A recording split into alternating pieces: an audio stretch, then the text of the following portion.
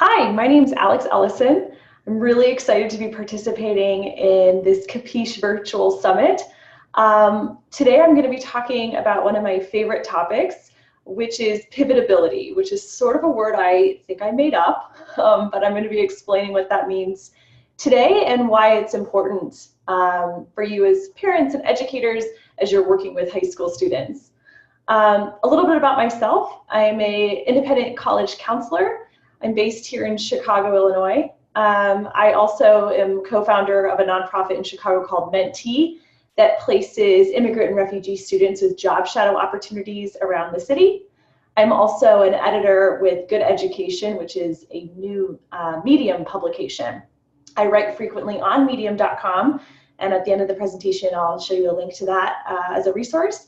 But I love writing about college admissions trends, jobs of the future, generational differences between millennials and Gen Z, and a lot of other topics as well.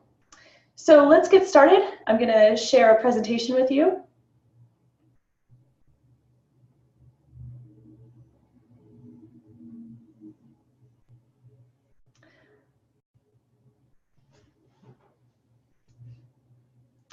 All right, preparing to pivot, preparing high school students to be prepared for the unpredictability of the economy, careers, and technology.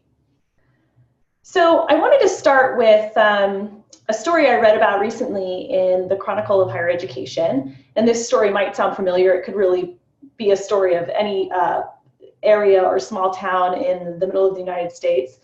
But in Dunklin County, Missouri, the company called Emerson Electric used to be the largest employer in that region. And for decades, young high school graduates, mostly men, could rely on this as a place to work after they graduated high school with really very little additional training and education. This went on for years. So when Emerson Electric closed in the early 2000s, it was a huge blow to that local economy. And in that region, in Dunklin County largely, and Boot Hill, Missouri specifically, mortality rates are high. The average lifespan is much lower than the United States in general, and educational attainment is very low. And so I'm always really interested in these types of stories when I see things like this in the paper and the news about mass layoffs or mass unemployment. Because often what's happening is those individuals who are the victims of this mass layoff had very narrow or specialized training or education, if any education at all. A recent study pointed to the downside of highly career-centric high school education. While those students who have very specific education in high school, many of you might know career and technical education programs, and I've actually worked with programs like that in my past. While they can do amazing work at preparing students to be employable and to earn higher salaries in the beginning of their professional lives, they are harmed later on in life. And a recent study sort of suggested that later on in life, they might be harmed by this over-specialized education. So these advantages of vocational education fade over time. And I'm going to talk a little bit about some exceptions to that because there is some competing research on that topic. But I think it is important to kind of begin this conversation by understanding the difference between specific technical education and broad education, and sort of the pros and cons, and how we might be able to take a hybrid approach. So first, let's back up and see, what jobs didn't even exist 12 years ago, and what jobs might actually not exist in the future. Several articles have come out recently talking about the jobs that really are brand new to our economy, and some of those include app developers. Really when the iPhone was released in 2007, that just spurred a huge growth in this industry, and now you see independent freelancer app developers as well as those employed by larger companies. Driverless car engineers, really anyone working in the driverless car industry is a pretty new job. YouTube content creators. So this is a relatively new thing that I'll have a student say to me, oh, I want to be YouTube famous, or I want to be have my own YouTube channel, and that actually is not too out of the question, or too pie in the sky. That is a possibility. Whether or not you're going to generate a livable wage doing that is maybe a different topic, but as a job, that is a norm today. Social media managers, and really anyone working as a social media specialist, whether or not they're managers. And we'll talk a little bit later on about the difference between the managers and lower level workers in terms of automation in just a second. But really anyone working in social media, this is a relatively new profession. Drone operators, this is huge. I just moved to Chicago from Nevada, Northern Nevada, and Nevada is a drone test site. So this was really big there. A lot of young people wanted to go into this sector. Big data analysts, with all of the data that's being collected now by companies like Facebook. Big data analyst is a job that we did not know about even 10 years ago. And cloud computing specialist, this idea that all of this work is happening in the cloud and being stored in the cloud is something that's actually relatively new. Now, jobs that might not exist in 12 years for a variety of reasons, automation, urbanization are sort of two forces that are kind of driving the economy in a new direction. Cooks, servers, retail workers, cleaners, warehouse workers, construction laborers, truck drivers, taxi Uber drivers. The last two may be the result of driverless vehicles and that technology.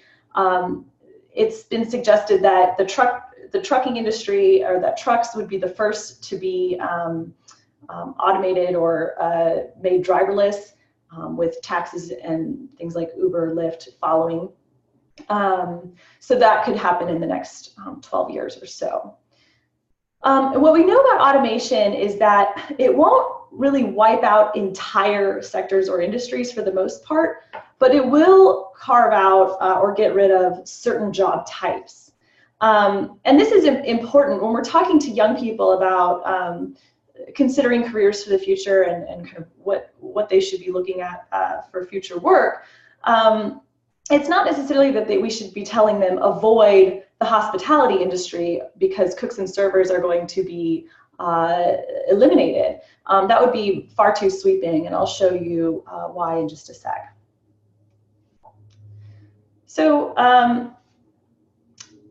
the work predictability is a big thing that I've been focusing on, because it turns out that when you consider how predictable your job is and how predictable your tasks are, the more predictable, the more likely for automation to replace you or for a robot to replace you. So this is an interesting graph that was put out by McKinsey, and there's another version that they came out with earlier, but I think this version is much more sort of visually pleasing. So what you see here at the top, you see these different sort of work tasks, job tasks, managing, applying expertise, stakeholder interactions, unpredictable physical work, data collection, data processing, and predictable physical work.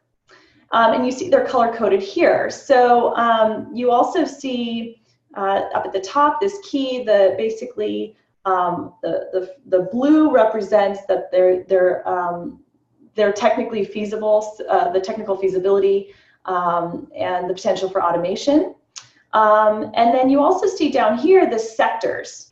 So we see accommodations and food services, manufacturing, agriculture, transportation and warehousing, retail, trade, mining, other services, construction, utilities, wholesale trade, finance and insurance, arts and entertainment, real estate, administrative work, health care and social assistance, information, professional work, management and educational services.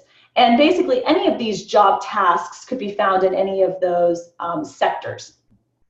So as you go along here, you can see the percentage of time spent doing those particular tasks within any of these given industries, and then the likelihood for automation. So within the accommodations and food services industry, if you're in management or you're in an expertise field or role in that sector, you're pretty well insulated from automation. Whereas if your work is highly predictable and your job tasks daily are highly predictable, especially physical labor within any of these sectors, the likelihood for automation becomes fairly high. And what's interesting is we can, you don't want to cast a blanket over an entire sector. And I've been in meetings and had conversations with people who just wanted to completely steer students away from accommodations and food services. And I say, wait, that's not exactly what they're saying here.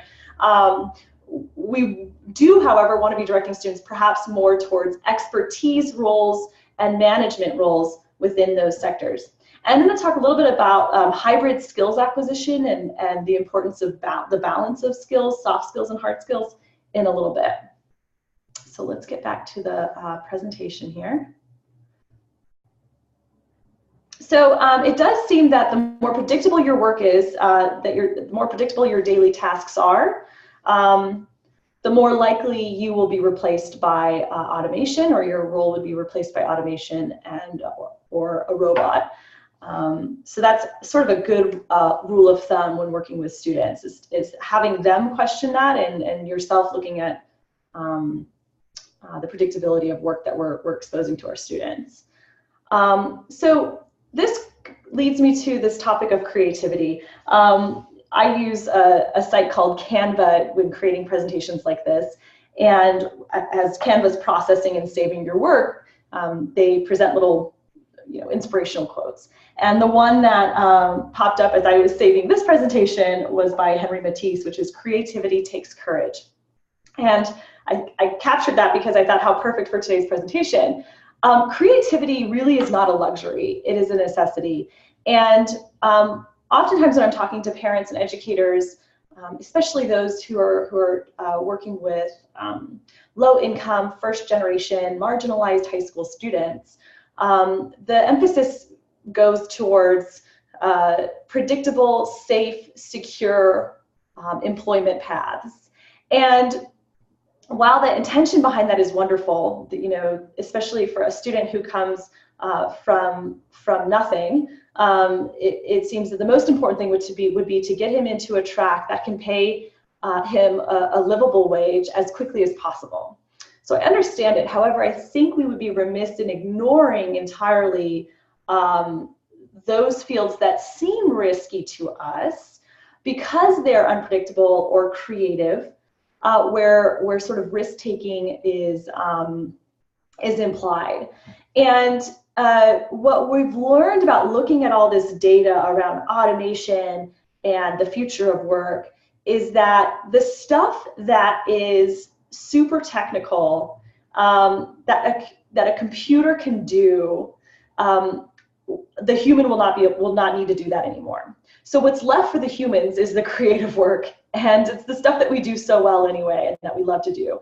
And this doesn't mean that everyone needs to be able to pick up a paintbrush, but it does mean that our students need to be able to think creatively, to solve problems creatively, and to generally be able to do original work. I was at South by Southwest EDU, which is a fabulous conference that I go to every year, the first week of March. It's the first week of the South by Southwest festival. And it's all about innovation and education. And I went to a session hosted by Adobe on making education more creative. And Jonathan Rochelle, the director of product management at Google, was there. And he said, I'm a coder, but what I really do at work is creative problem solving. And creativity is the underlying sort of foundation in all the technical work I do. And he said, the technical work changes quickly. And it's also the thing that I could teach a new hire relatively easily. It's that creative thinking that takes a lot more time to sort of impart on a young person. And I thought that was really, really poignant, that even in this hyper tech space that he's working in, creativity is essential. And so with more being automated, we need humans to be their creative selves more than ever. future, right? So we don't want to teach our kids to do the work of a robot. And sometimes I think that we might be doing that a little bit in our schools, even with the huge emphasis in coding. The question has been raised if even that will be automated more and more increasingly as we go forward. So we need to teach our students to do the work of a creative. And does this mean every student should be going to art school? Maybe not. However, I am fascinated with what art schools have been doing lately, and I am watching them very closely. I've sort of had a renewed interest in art schools in my profession lately. And the reason is that they're doing very interesting things to make sure their students are relevant in the future. And because I think art schools have received such a bad rap in the past, sort of the pressure is on them to prove otherwise, to prove people wrong. And so I'm seeing a lot of art schools get into product design, interaction design, game design, and really looking at the overlap of art and technology, creativity and technology, along with advertising and marketing and brand awareness and brand creation. So a lot of these artistic skills that have a lot of overlap into a variety of sectors and industries. So a lot of my students sort of look at me confused when I recommend they look at an art school, but many of my students, when they describe their interests and what they're wanting to pursue, don't realize that those interests might actually be better met in an art school. So take a look at the art schools, don't write them off entirely. Again, that's one of those paths that seems like a huge risk, but I'm trying to flip that script a little bit. I think that the things that we traditionally saw as very risky might actually turn out to be the safest paths for our students.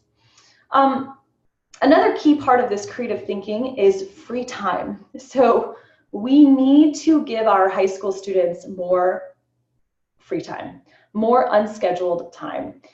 There's a great book called How to Be a High School Superstar. I usually have it right here on my, oh yeah, here we go, by Cal Newport. And what I love about this piece is that he features a number of students who did very well in the college admissions journey and got into their first choice schools because they did not get so wrapped up in school performance and allowed themselves to really engage in creative pursuits and hobbies outside of school. Now, that doesn't mean that they were failing their classes and not doing well in their ACT or SAT. They were taking care of that, but not letting it absorb so much of their lives that it interfered with the free time. Because free time is truly where that brilliance emerges and where those where the dots are connected and where those great epiphanies come. So I try to remind my students who are the overachievers and are overscheduling themselves that not only is that going to drain them, but it actually will be a disservice to them when they are applying to colleges, especially selective colleges, where it's assumed you have good grades and test scores. It really comes down to then, what are you doing? What else are you doing in your free time when nobody's looking? What do you care about? And so few students have time to explore what they care about.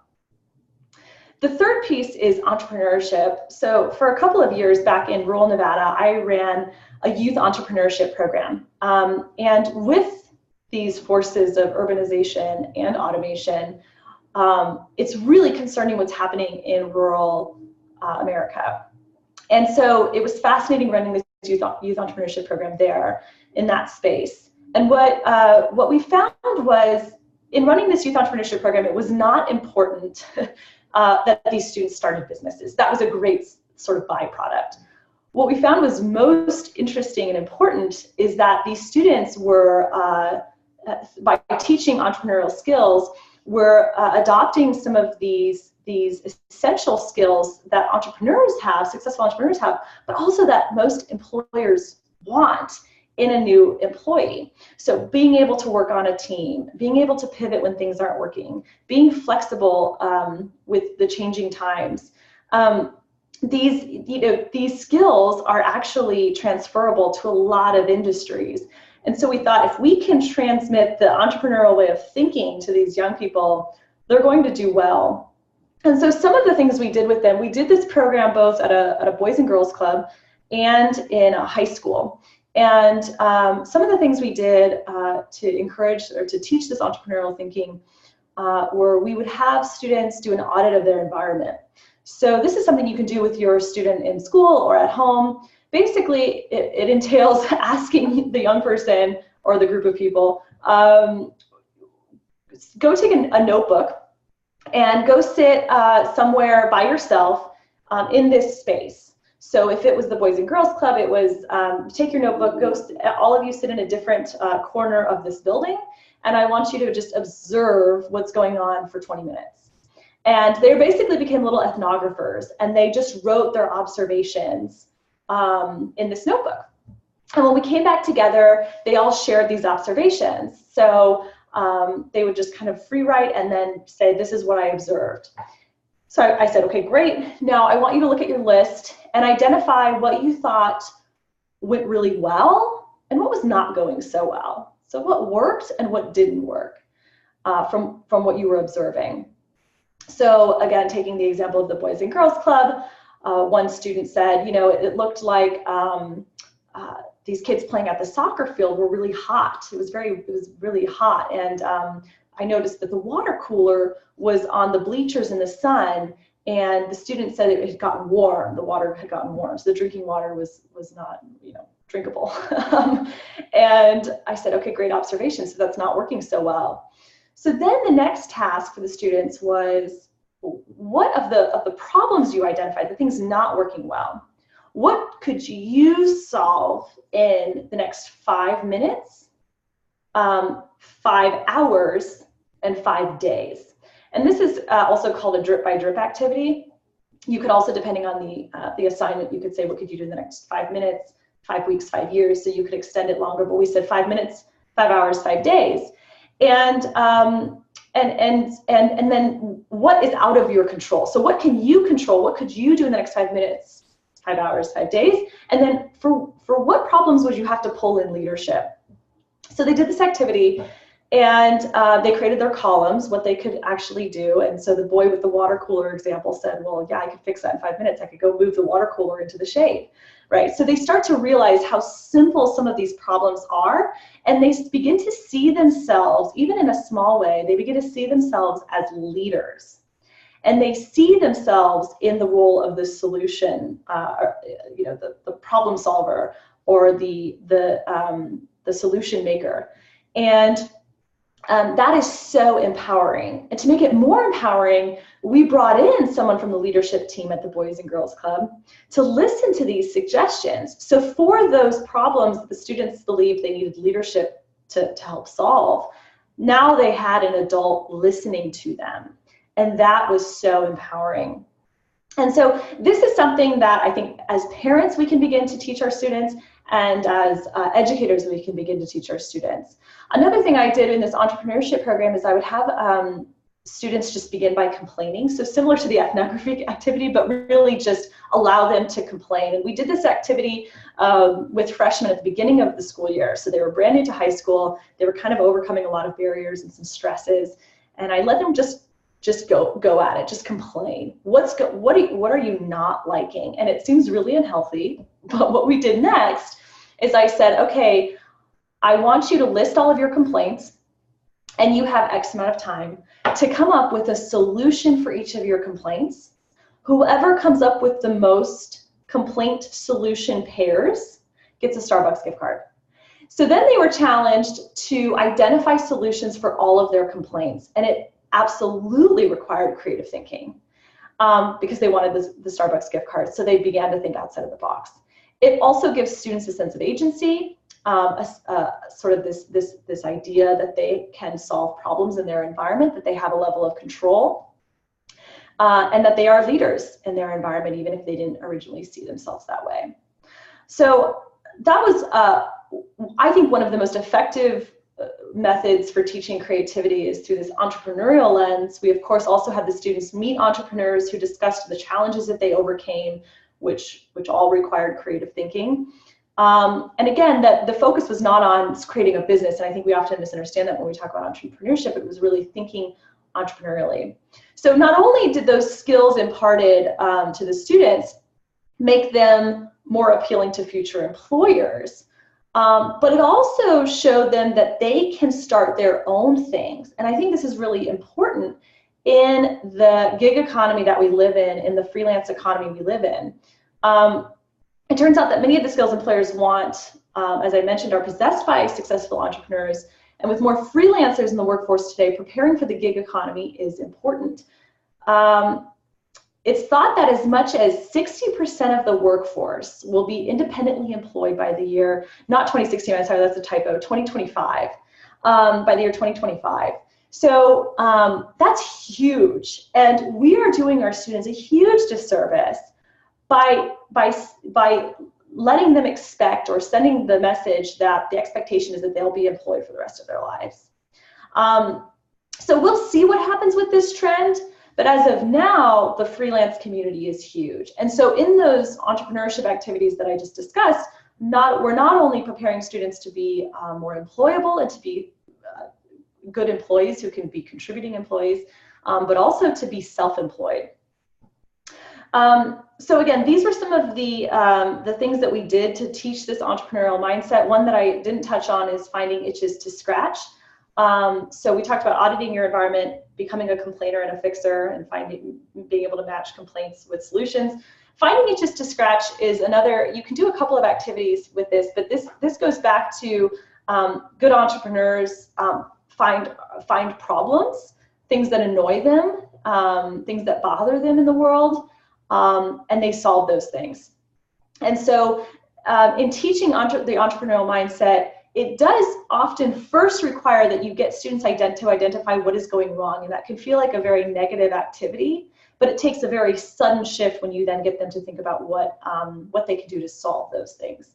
And then you can take that a step further and turn that into business development plans, which we did. So the students would find problems, itches to scratch, solutions for those problems, and design business plans around those ideas. So huge benefit in teaching creative thinking. So this idea of the hybrid jobs. Bentley University publishes some great research around millennials in the workplace, the future of work, and this concept of hybrid jobs. Burning Glass also has presented this information. They were at South by Southwest EDU a couple of years ago, and I was in on one of their sessions. And what they've found is that the technical jobs, there are so many technical jobs today that require creativity, and so many creative jobs that require the technical skills. So you can't say, oh, we're just going to teach students entrepreneurial thinking with nothing else on top of that and expect them to be successful. It really is a combination of both. The technical skills, though, are fast changing, and they're often the easier or more short-term programs. So the creative thinking tends to require a little bit more time. So when we talk about a liberal arts degree requiring 4 years, I tend to agree with that. The technical skills, though, really need to be the cherries on top of that base cake that are constantly being upskilled and renewed. So in the hybrid job market, which it looks like it's growing, the idea is that these are jobs that require hybrid skills from different fields, and also a combination of soft and hard skills. So to give you an example, when you look at okay, so first here, let's look at this. So 32% of all job ads posted today request some kind of cognitive skill. So more than just a specific narrow technical skill.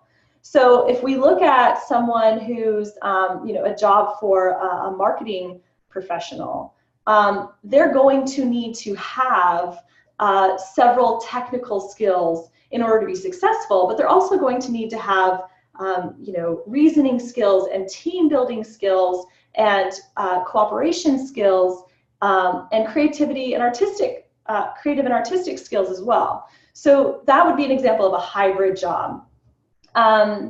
There is a greater need for soft skills, something like sound judgment, to bridge knowledge sets and domains, right? So this, as the hybrid job market expands, we're going to need more students who have the soft skills to connect the dots and to say, okay, I need to piecemeal my education and take a little bit from here and a little bit from here and a little bit from here, so that I can pivot and go into a number of directions no matter what happens to the economy. So even if another Dunklin County, Missouri situation happens with Emerson Electric, I can pivot because I have enough sort of in my back pocket to be able to pivot to different sectors.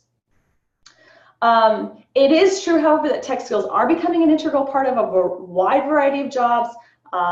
So being able to develop a simple website, having some basic coding acumen, all of these are going to be important, even if you're not going into a typical computer science role, for example, or web developer role. Those skills will help you and propel you a lot further across a wide variety of sectors. So lifelong learning and upskilling are going to be critical. Upskilling is a term you'll start to see more and more. Basically, this idea that once you have your broad-based education, we'll call it maybe a liberal arts education, you've got skills that you've stacked on top of that. And how do you get those skills? You get them through massive online open courses, MOOCs, online certificate-based courses where you're learning finite skills. You might get them at a local community college. I mean, community colleges, that's what they're meant to do, is to provide that, to be that place where you can kind of get off the highway, upskill a little bit, get back on and continue on with your career and make more money after doing so.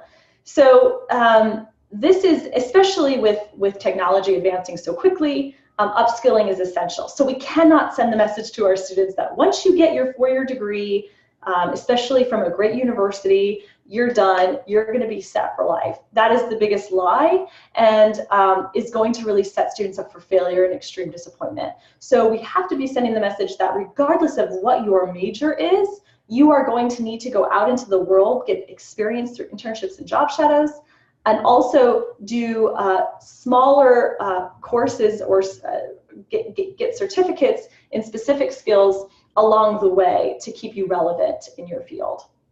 My master's research was in Switzerland at the University of Basel, and I was looking at the apprenticeship model of education over there. And what was fascinating to me is that, contrary to the research done here in the United States, in Switzerland specifically, they do it very well. Their dual education system is really solid. And basically, the students who go through the vocational education pathway, as compared to the traditional university pathway, are so much better prepared to make positive job hops throughout their lives. And with that positive job hops, that means that they're changing jobs or even changing careers in many cases in a way that's benefiting them, either personally or through increased salary income.